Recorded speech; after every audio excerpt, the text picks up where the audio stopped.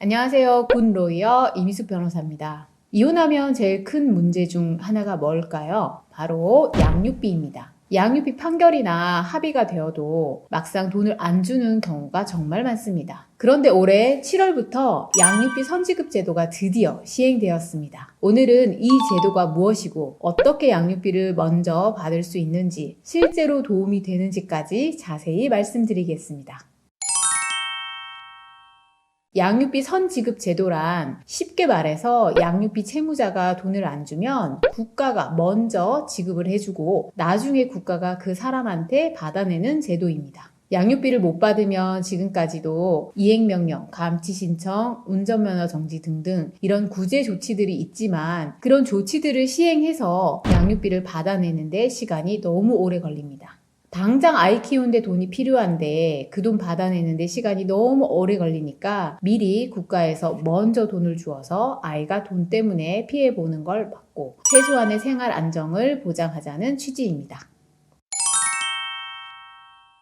양육비 선지급제도 그러나 조건이 조금 있습니다. 3가지 조건을 모두 만족해야 하는데요. 첫 번째, 신청일 직전 3개월 동안 양육비를 못 받았거나 직전 달 말일까지 연속 3번 이상 지급이 안 된 경우여야 합니다. 두 번째는 소득 요건을 충족해야 하는데요. 가구 소득이 기준 중위소득 150% 이하여야 합니다. 예를 들어 2인 가구 기준으로는 약 590만 원 정도입니다. 세 번째는 양육비 이행 확보를 위한 노력을 하셔야 합니다. 양육비 이행관리원에 법률 지원이나 채권 추심 신청을 했거나 법원의 이행명령, 직접 지급명령, 강제집행 등 절차를 진행했거나 혹은 완료한 경우여야 합니다. 즉 아무 노력도 안 했는데 무조건 주는 게 아니라 양육비를 받아내기 위해서 법적 조치를 시도한 기록이 있어야 신청이 가능합니다. 자녀 1인당 월 20만 원씩 만 18세까지 지급이 되는데요. 하지만 여기서 중요한 포인트. 선지급금은 법원 판결문이나 조정조서 등 집행권원에 적힌 금액을 넘어설 수는 없습니다. 예를 들어 판결문에 양육비 월 15만 원이라고 정해져 있으면 국가가 대신 지급해주는 금액도 최대 15만 원까지입니다. 신청 방법은 온라인 신청과 우편 신청 2가지 다 가능합니다. 온라인 신청은 양육비 이행관리원 홈페이지에 들어가셔서 신청하시면 되고요. 우편 신청도 양육비 이행관리원 선지급 담당자 앞으로 서류를 제출하시면 됩니다.